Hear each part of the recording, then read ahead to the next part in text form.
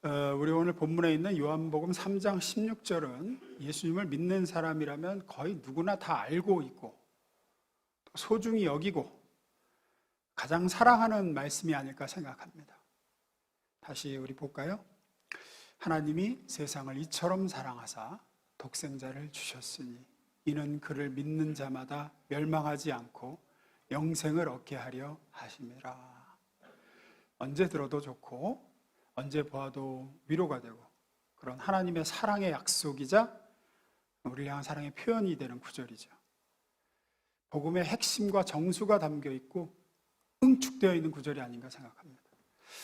오늘은 이 한 구절 말씀을 좀 깊이 있게, 우리가 너무나도 잘 알고 있는 말씀인데 깊이 있게 다뤄본 적이 없는 것 같아서 이 말씀을 깊이 있게 좀 다뤄보면서 우리를 향한 하나님의 사랑이 어떤 사랑인지 좀 나누는 시간을 가지려고 합니다.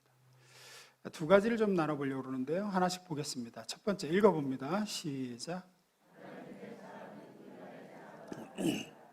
우리가 이 구절 요한복음 3장 16절을 통해서 먼저 좀 알았으면 하는 건, 여기서 말하는 하나님의 사랑은 우리들이 생각하는, 우리가 아는 그 인간의 사랑과는 다르다는 겁니다. 우리가 이 요한복음 3장 16절, 하나님이 세상을 이처럼 사랑하사 독생자를 주셨으니 이는 그를 믿는 자마다 멸망하지 않고 영생을 얻게 하려 하심이라.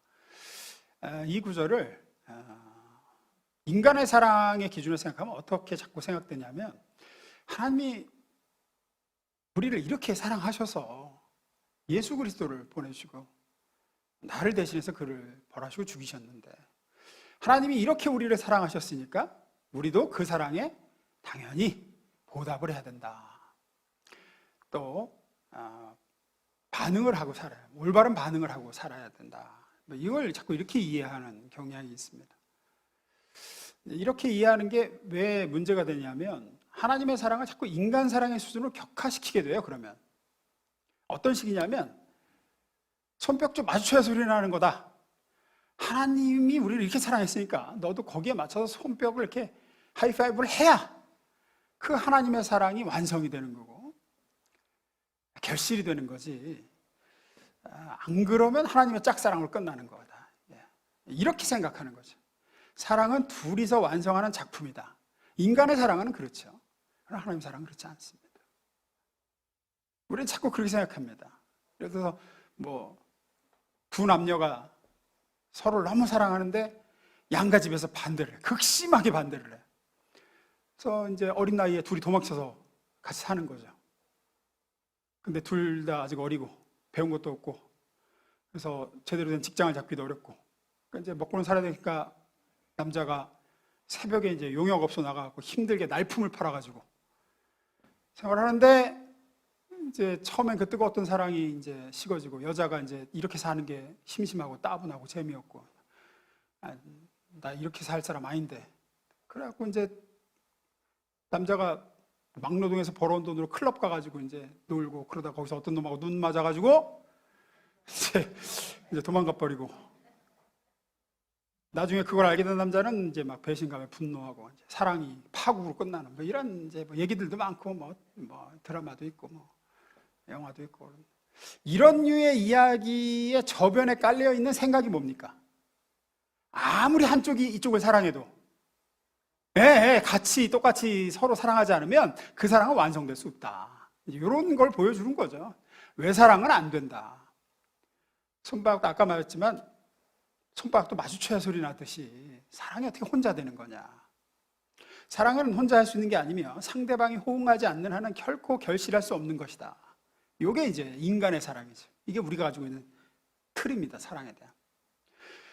그래서 이 요한복음 3장 16절에서 그 틀 안에서 자꾸만 생각을 하는 거죠. 이제 이 하나님이 우리를 향한 이 사랑이, 우리가 올바르게 반응하고 그 사랑에 내가 제대로, 하나님이 날 사랑하신 만큼 나도 하나님을 사랑해야지 이 사랑이 완성되고 결실하는 거지. 하지만 그렇지 않습니다. 요한복음 3장 16절 다시 봅니다. 읽어봅니다. 시작.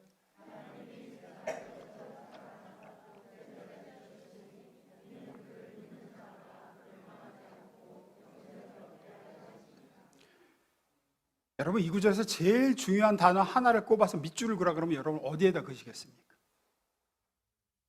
1부 때 다 달랐어요. 세상을, 영생, 사랑, 하지만 이 구절에서 제일 중요한 단어를 하나 꼽는다 그러면 하나님이입니다. 하나님이. 이 사랑을 누가 시작하셨는가? 누가 사랑하셨다고요? 하나님이 사랑하신 거예요. 이 사랑은 하나님의 사랑을 얘기합니다.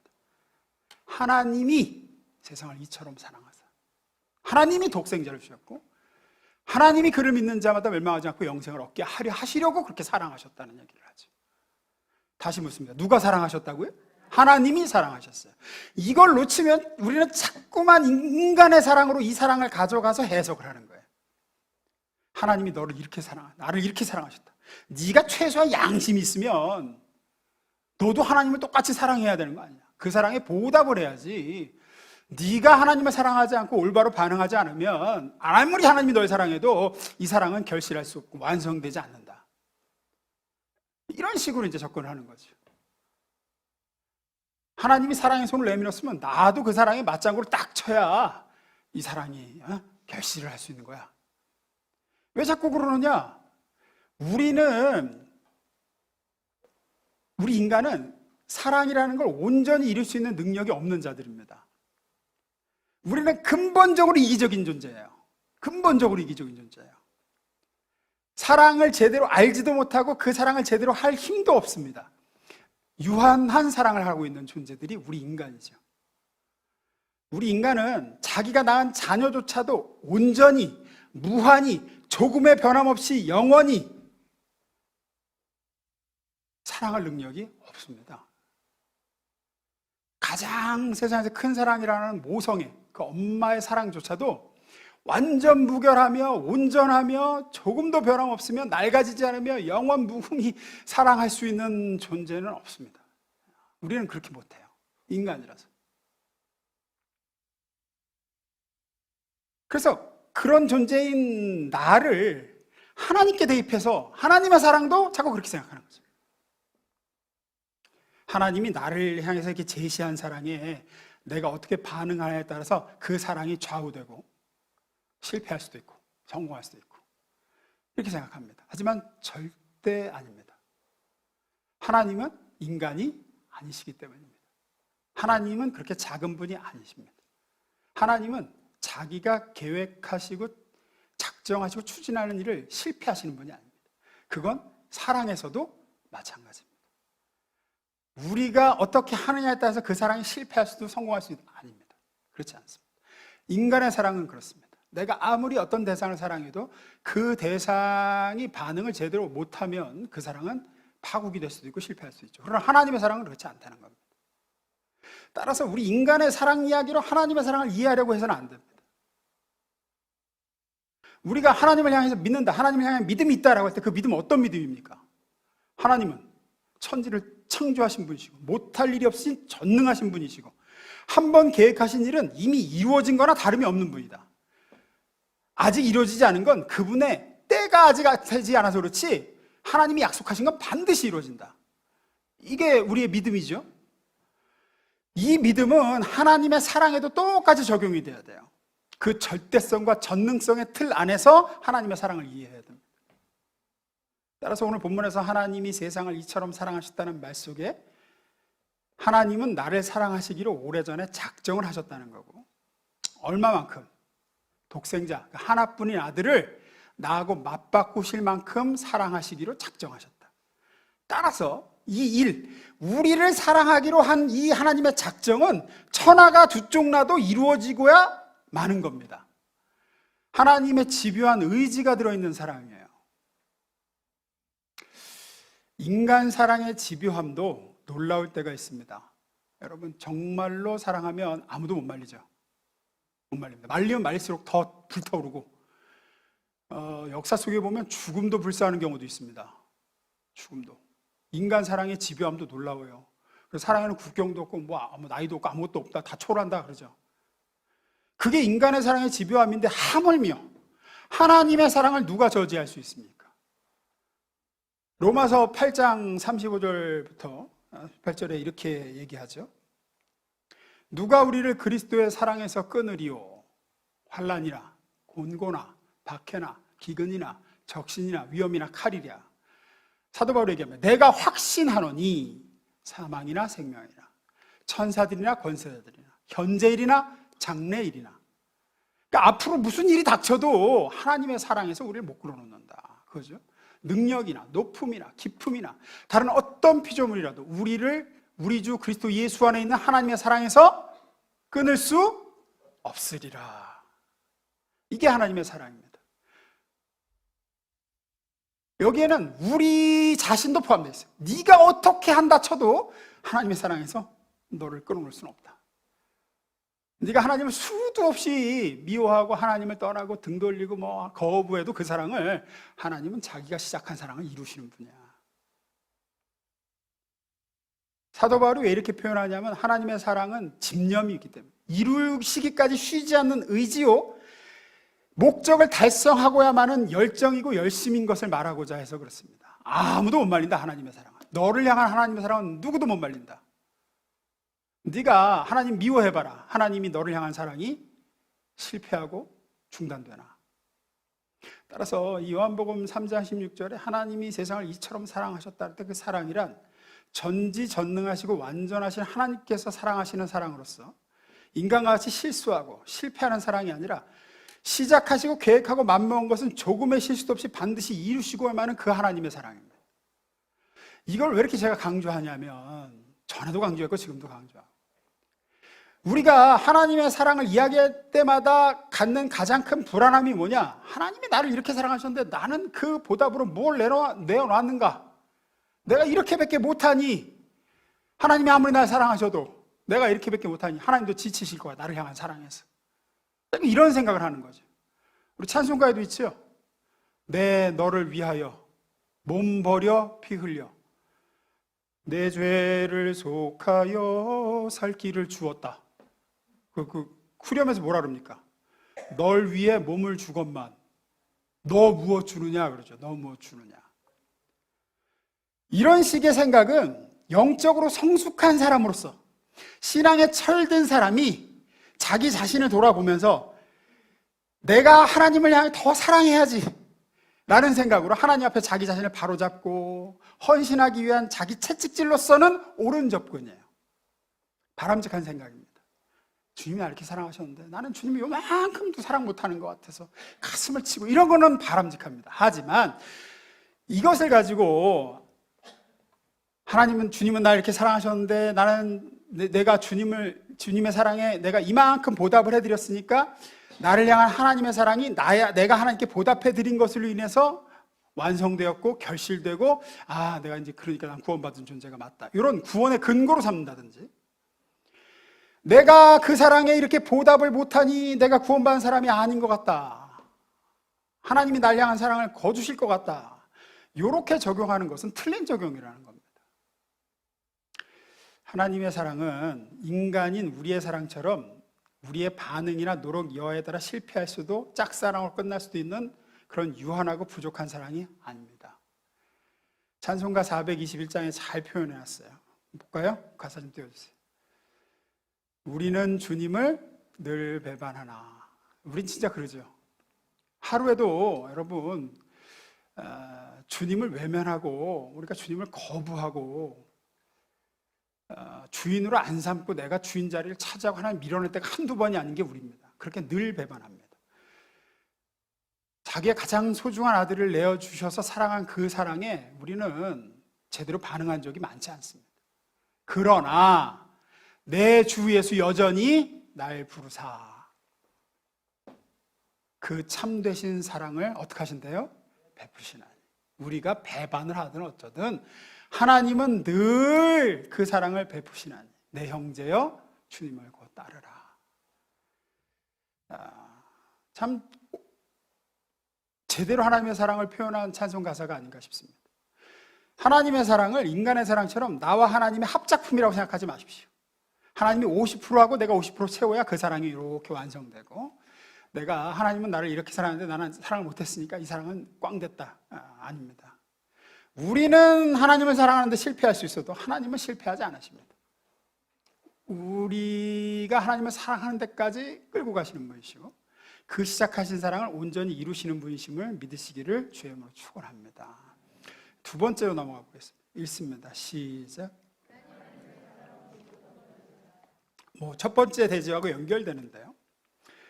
요한복음 3장 16절에서 얘기하는 하나님의 사랑은 그래서 무조건적인 사랑을 얘기합니다. 다시 보겠습니다. 17, 16절. 하나님이 세상을 이처럼 사랑하사 독생자를 주셨으니 이는 그를 믿는 자마다 멸망하지 않고 영생을 얻게 하려 하심이니라. 여기서 이처럼 사랑하실 때 이처럼이란 단어가 어느 말을 수식하는 것 같으세요?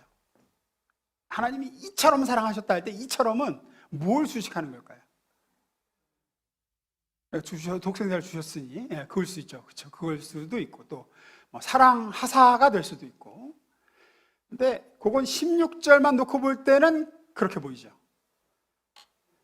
하지만 우리는 성경을 문맥 안에 놓고 생각을 해봐야 돼요.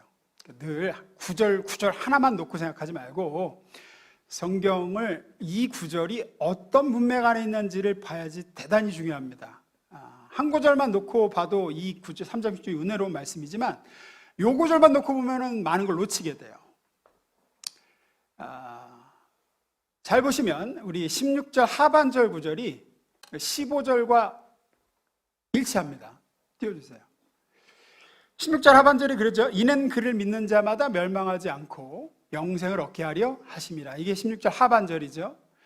그 앞절인 15절이 뭐라고 되는지 아세요? 띄워주세요. 이는 그를 믿는 자마다 영생을 얻게 하려 하심이라. 뭐만 빠졌어요?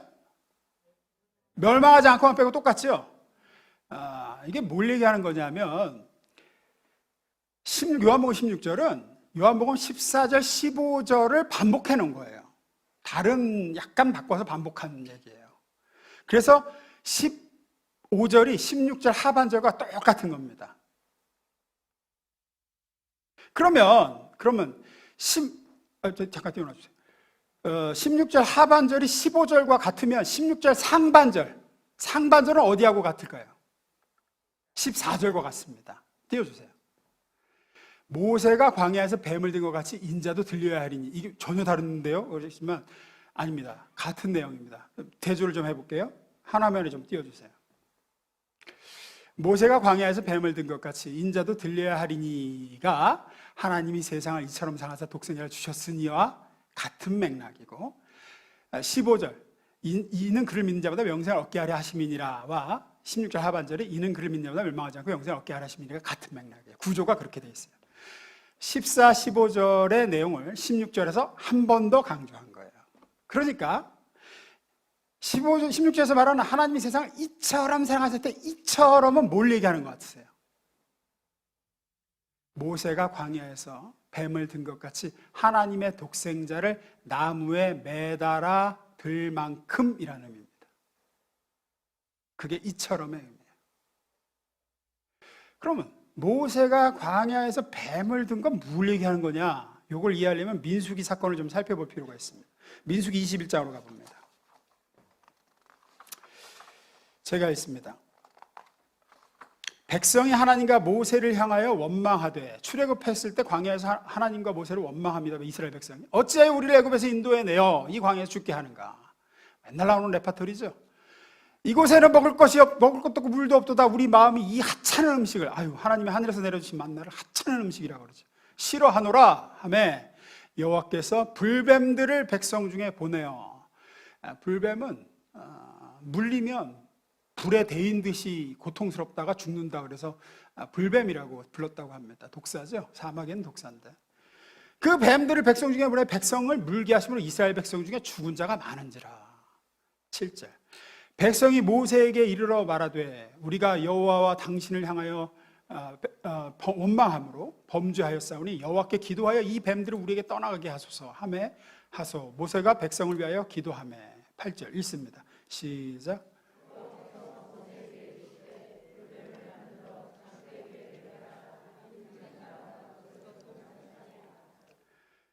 그래서 어떻게 합니까? 9절. 모세가 놋뱀을 만들어 장대 위에 다니 뱀에게 물린 자가 놋뱀을 쳐다본즉 모두 살더라. 예수님께서 모세가 광야에서 뱀을 든 것 같이 인자도 들려하리라 하는 말씀은 요걸 얘기하신 거예요. 요거를.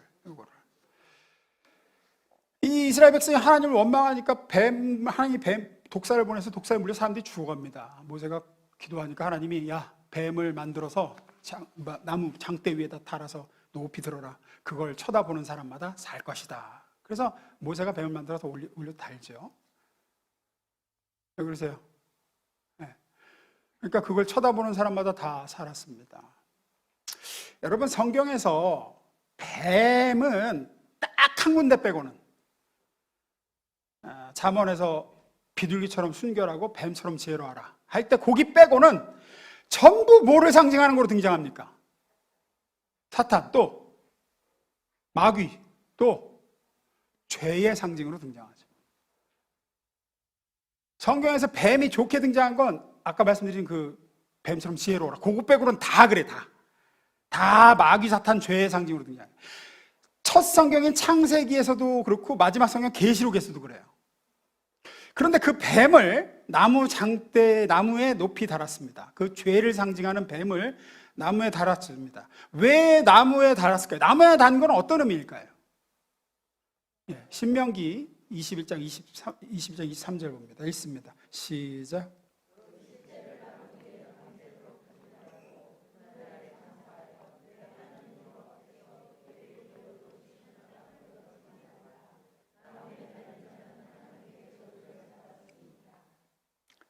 뭘 의미하죠? 저주받음을 의미합니다. 뱀은 죄를 상징하고 마귀, 사탄, 죄를 상징하고 죄의 원형이죠. 죄의 원형의 상징이에요.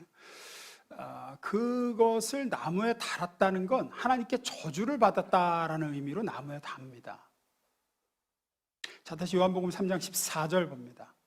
예수님이 말씀하시죠. 모세가 광야에서 뱀을 든 것 같이 인자도 들려야 하리니 그러시단 말이에요. 그러면 예수님이 모세가 광야에서 뱀을 든 것처럼 예수님도 그렇게 달려야 된다. 그러면 여기서 뱀이 누구라는 겁니까? 아니, 예수님이 나도 그렇게 들려야 된다 할 때 뱀은 곧 누가 되는 거예요? 예수님이 되는 겁니다. 뱀이 뭐의 상징이라고요? 죄의 상징이에요. 그것을 나무에 달았다 그랬습니다. 모세가 나무에 달아들었어요. 그것은 하나님께 저주받은 존재다라는 뜻입니다. 즉, 예수님이 말씀하신 게 내가 죄가 되어 저주를 받아야 된다. 그 얘기를 하시는 거예요. 그 얘기를. 왜 하나님의 하나뿐인 정결하시고 죄 없으신 아들 예수님이 죄를 상징하는 뱀이 되셔서 하나님의 저주를 받아 나무에 달려야 된다고 하셨을까? 그것이 죄를 없애는, 우리의 죄악을 해결하는 하나님의 방법이었기 때문입니다. 뱀은 저주를 받아 마땅한 죄요, 죄의 원형을 상징하며 나무에 달리는 것은 저주받은 것들에 대한 상징이에요. 하나님의 아들 죄 없인 예수님이 십자가에서 나무에 달려 우리 대신 죄가 되셔서 저주를 받아 죽으셨습니다. 왜 그렇게 하셨느냐? 그렇게 죄를 없애서 우리를 의롭게 하시고 의롭게 하사 구원하시려고다라고 성경은 얘기하죠. 고린도후서 5장 21절입니다. 하나님이 죄를 알지도 못하신 이를 우리를 대신하여 뭐로 삼으셨대요? 죄로 삼으신 것은 우리로 하여금 그 안에서 하나님의 의가 되게 하려 하심이라. 갈라디아서 3장 13절은 이렇게 얘기합니다. 그리스도께서 우리를 위하여 저주를 받은 바 되사 율법의 저주에서 우리를 속량하셨으니 기록된 바 나무에 달린 자마다 저주 아래 있는 자라 하였습니다. 메시지는 이렇게 얘기하죠. 읽습니다. 시작.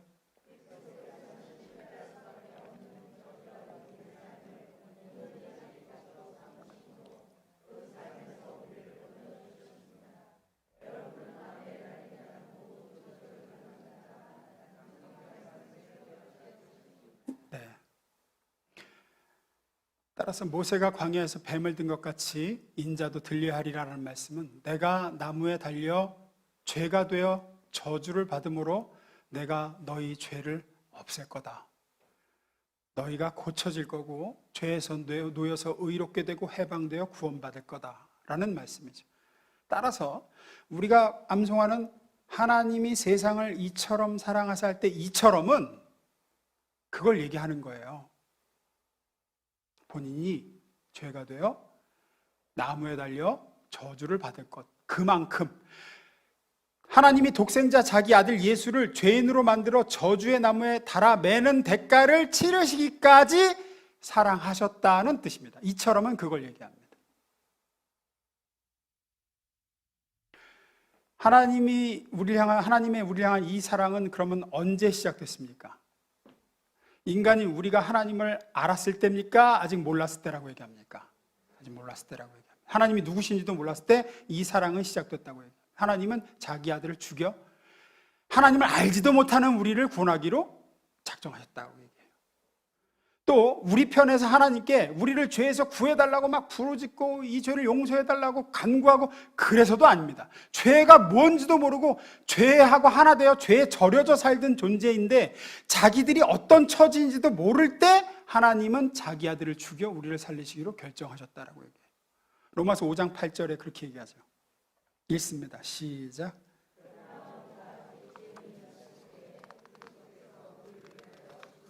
예.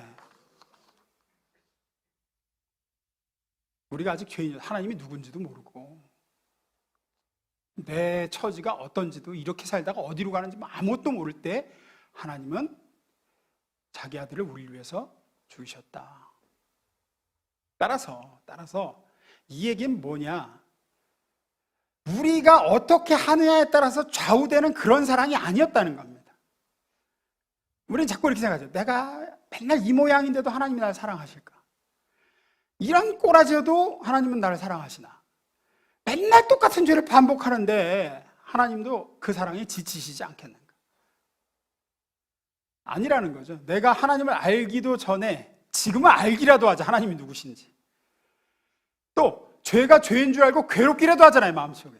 근데 전에는 그러지도 않았어요. 하나님을 모르고 죄가 죄인지도 모르고 그런 때도 이미 하나님은 우리를 위해서 자기 아들을 죽이시기로 결정하시고 죽이셔서 우리를 사랑하셨다. 우리가 어떤 사랑받을 만한 조건이 있어서 우리를 사랑하신 게 아니다. 우리는 자꾸만 내가 이 꼴인데 날 사랑하실까라고 생각하는 이유가 뭐냐? 하나님이 나를 사랑하셨다라는 것에다가 어느 정도 사랑받을 만한 조건을 내가 스스로 정하고 있기 때문에 그래요. 이만큼은 해야 그래도 하나님이 날 사랑하시지 않겠는가? 그러나 여러분, 진정한 사랑은 조건을 요구하지 않습니다. 이거는 하나님 사랑까지 갈 것도 없습니다. 우리 인간의 사랑도 잘 보시면 정말로 사랑하면 거긴 조건이 없습니다. 진짜로 사랑하면 왜 사랑하느냐는 대답에 조건이 없습니다. 사랑하기 전에야 이런저런 조건을 재고 따질 수 있겠지만 정말로 일단 사랑하게 되면 내가 사랑하는 대상이 어떠하든지 별 상관이 없게 됩니다. 실명을 거론할 수는 없지만 제가 아는 목사님이 계신데 그 목사님이 이제 자주 듣는 소리가 정확히는 이제 목사님이 아니라 목사님 사모님한테 자꾸 이제 묻는 사람들 질문이 뭐냐면 어떻게 목사님하고 결혼하셨어요? 이렇게 묻는단 말이에요. 어떻게 목사님하고 결혼하셨어요? 목사님은 기분 나빠해요. 왜냐하면 그렇게 묻는 배후에는 뭐가 있는 걸까요?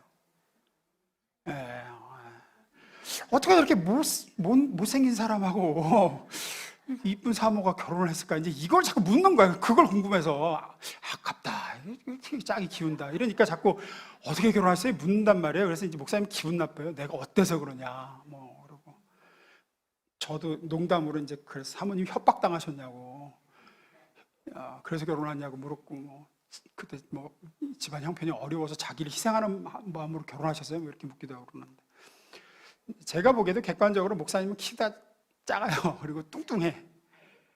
그러시면 안 돼요. 그러시면 안 됩니다. 저는 절대 실명을 얘기하지 않았습니다. 얼굴이 사실 절대 잘생긴 얼굴도 아니고 사모님은 키가 커요. 예뻐요. 그래서 사람들이 전에 같은 사역할 때도 궁금해하는 거야. 둘이 어떻게 만났나? 중매하셨어요? 목사님 막 화를 연애했다, 우리 연애 결혼했다고. 이제 사모님한테 물어봤어요. 어떻게 만났냐고. 그러니까 처음엔 진짜 싫었대. 자기 좋다고 쫓아다니는데 왜 싫었어요? 그러니까 너무 못생겨가지고. 키 작고 못생긴 남자가 자기 좋다고 쫓아다니는데 너무 싫더래. 근데 그렇게 몇 년을 쫓아다니다 보니까 이제 그러다가 사랑하게 된 거죠. 막상 사랑하고 나니까 지금은 목사님이 자기 표준이래. 그러니까 무슨 얘기냐면 목사님보다 키가 큰 사람은 매력이 없대, 자기는. 너무 키 크면 사람이 싱거워 보이고, 그래서 목사님 또 눈도 작거든요. 또 눈 큰 사람은 소눈 같아가지고 싫대 또. 또 풍채가 내가 보기엔 전부 살인데, 그러니까 뭐 풍채가 있고 남자가 저래야지 곱상하게 생겨갖고 마른 남자는 매력이 없다. 그래서 내가 이게 참 미쳐도 이제 사랑이 그렇습니다. 일단 사랑하면 조건은 중요하지 않아요. 내가 사랑하는 대상이 키가 작으면 작은 대로 좋고 크면 큰 대로 좋습니다. 작으면 단단해 보이고 크면 우러러 보이고 마르면 마른 대로 맵시 있어 보이고 살찌면 살찐 대로 듬직해 보이는 거지 조건이 붙을 수가 없습니다. 인간의 사랑도 그렇습니다. 하나님이 우리를 사랑하신다 할 때 내가 어느만 해야 하나님께 사랑받을 만하다라는 조건은 내가 자꾸 정하는 거예요. 내가 우리 생각에 그러실 거라고 생각하는 거지 하나님은 우리에게 조건을 달지 않으십니다. 우리 인간도 정말로 사랑하면 내가 사랑하는 대상의 조건이 의미가 없어지는데, 하물며 하나님이 우리를 이처럼 사랑하사 그렇게 사랑하셨는데 이미 그런 사랑받는 대상이 됐는데 내가 하나님께 사랑받을 조건이 내 속에 없다고 하나님 사랑을 의심합니다. 내가 만든 조건이에요. 하나님은 그런 조건을 내세운 적이 없어요. 내가 널 사랑하려면 이러 해야든지 너는 내 사랑을 받을 자격이 있다고 얘기 안 하셨어요. 우리가 아직 죄인 되었을 때 이미 사랑하기로 작정하고 결정하셔서 한없이 사랑하시는데 내가 조건을 만들어 놓고 내가 이 모양이니 내가 하나님께 무슨 사랑을 받겠나 이런단 말이에요. 하나님의 이 엄청난 무조건적인 사랑을 이해하지 못하고 인간에게서는 잘 찾아볼 수 없는 거니까 자꾸 우리 기준의 사랑을 받으려면 하나님의 사랑받으면 이러해야 된다는 자기 나름의 조건을 그 사랑에 대입하니까 항상 불안합니다. 흔들려요. 하나님의 사랑에 대한 확신이. 지난주까지는 그나마 조금 사랑하실 만했던 것 같은데 이번 주 개판 쳐서 이번 주는 아닌 것 같아요. 이러면 하나님의 무한한 사랑을 어떻게도 흔들릴 수 없는, 작아지거나 커지지 않는 그런 절대적인 사랑을 받는 아들이고 딸인 나의 신분과 그 무조건적인 사랑을 온전히 못 누려요. 못 누린다고요. 그거를 자꾸만 이만큼 내가 조건을 갖춰야 하나님의 사랑을 받는다는 생각을 버리셔야 됩니다. 비록 우리가 오늘 무너지고 실패하고 있을지라도 나는 하나님이 이처럼 사랑하신 존재입니다. 나를 용서하시고 구원하시기 위해 자기 아들을 나무에 못 박아 저주하고 죽이실 만큼 사랑받는 하나님의 자녀이기 때문에 늘 면목 없죠. 하나님께 면목 없습니다만은 하나님의 무한한 사랑을 여전히 받고 있습니다. 천국의 기업을 받을 자입니다. 무색하고 무한합니다만은 그래도 어쨌든 하나님 나라의 영원한 소망이 취소될 수 없는 신분입니다.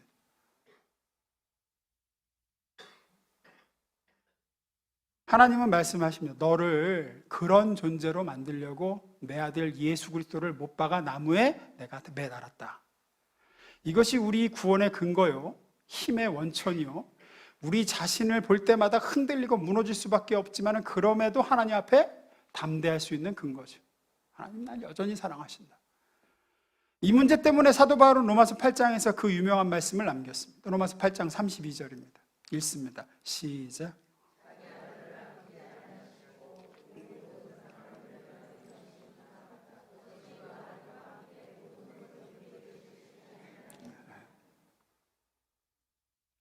무슨 얘기입니까? 그의 아들을 우리의 죗값으로 줄지언정, 다시 말해 하나뿐인 자기 아들 예수를 저주할지언정 결코 우리를 저주하지 않겠다고 하시는 겁니다. 내가 내 아들을 저주했으면 저주했지 너를 저주하지 않겠다는 게 나무의 아들을 다른 거예요. 나는 너를 저주하지 않겠다. 내 아들을 저주하면 저주하지. 내 아들을 죽음으로 내몰지언정 나는 너를 죽음으로 내몰지 않겠다. 그게 이처럼 사랑하셨다는 겁니다. 그리고 그 사랑은 우리의 조건이나 우리가 어떻게 하는 거에서 작아지는 그런 차원이 아닙니다. 그것이 하나님이 이처럼 사랑하셨다라고 하는 크기입니다. 이 하나님의 변함없고 무한한 사랑을 더 깊이 온전히 깨닫게 되시기를, 이 사랑의 확신에 든든히 서셔서 그래야 사랑받는 자녀답게 커갈 수가 있어요. 이 확신이 흔들리니까 못 커요. 아이러니하죠? 내가 하나님의 사랑에 뭔가 보답을 하고 내가 조건을 갖춰야 된다고 막 전전긍긍해야 사람이 클 것 같죠, 영적으로. 아닙니다. 아니에요. 어떤 경우에도 하나님의 사랑은 변함이 없고, 이 사랑이다라는 확신 속에서 사람은 큽니다. 그 사랑을 확신하여 오늘도 하나님의 자녀답게, 내일도 하나님의 사랑을 힘입은 자답게 하나님과 세상과 기다리는 천국을 향하여 오늘의 나의 위치와 신분과 나의 나된 것을 지켜나갈 힘을 얻게 되시기를 주의 이름으로 축원합니다. 기도하겠습니다.